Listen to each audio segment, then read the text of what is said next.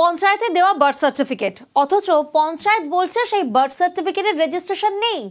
কোথাও আবার পঞ্চায়েতের ইস্যু করা বার্থ সার্টিফিকেট জাল। উত্তর 24 পরগনার দুই জায়গায় দুই অভিযোগ। পঞ্চায়েতের ইস্যু করা বার্থ সার্টিফিকেট, তাতে পঞ্চায়েতের স্ট্যাম্পও রয়েছে। সেই পঞ্চায়েতই এখন বলছে সার্টিফিকেটগুলির রেজিস্ট্রেশন করা নেই। এতে বার্থ সার্টিফিকেটের বৈধতা নিয়ে প্রশ্ন উঠছে বিপাকে উত্তর 24 পরগনার বাগজোলা পঞ্চায়েত এলাকার অনেকে। জন্ম সার্টিফিকেট পাবেন না, উল্টো পাল্টা হয়ে রয়েছে। আমি পঞ্চায়েতে যাচ্ছি ওটা ঠিক করতে, পঞ্চায়েত আমার কাগজপত্র বলছে আপনাদের এই কাগজপত্র নেই। এখন আমরা কি করবো? আমাদের ছেলেগুলো তো আমরা ভোটার করাতে পারছি না। কেউ গিয়েছিলেন ভোটার তালিকায় নাম তুলতে, কেউ গিয়েছিলেন কাস্ট সার্টিফিকেট বানাতে। সবাই বাদুড়িয়ার বাগজোলার বাসিন্দা। এক দুজন নয়, সংখ্যাটা হাজারেরও বেশি। তাদের মধ্যে শতাধিক পড়ুয়া। স্থানীয়দের দাবি, কখনো পঞ্চায়েত জানাচ্ছে বার্থ সার্টিফিকেটের রেজিস্ট্রেশন করা নেই, কখনো আবার বলছে রেজিস্ট্রেশনের খাতাটাই হারিয়ে গিয়েছে। গিয়েছি আমরা, বলেছে যে রেজিস্টার খাতা হারিয়ে গিয়েছে। আমাদের তো স্কুলে দরকার হয় অনেক কাজে জন্ম সার্টিফিকেট।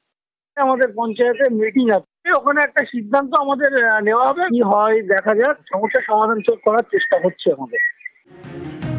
উত্তর 24 পরগনার বারাসতে অন্য অভিযোগ। এখানকার একটি পঞ্চায়েত থেকে জাল বার্থ সার্টিফিকেট ইস্যু করার অভিযোগ উঠেছে। সম্প্রতি কেরলে মানিক বিশ্বাস নামের এক ব্যক্তিকে গ্রেপ্তার করে পুলিশ। তার বার্থ সার্টিফিকেট ইস্যু করা হয়েছে ছোট জাগুলিয়া পঞ্চায়েত থেকে। কেরল পুলিশের দাবি এই সার্টিফিকেটটি জাল। বাংলাদেশ থেকে এ রাজ্যে ঢুকে জাল নথি তৈরি করা হয়েছে। সার্টিফিকেটটি ইস্যু হয় 2021 সালে। সেই সময় ছোট জাগুলিয়ার প্রধান ছিলেন নুরুল হক। বার্থ সার্টিফিকেটে তার সইও রয়েছে।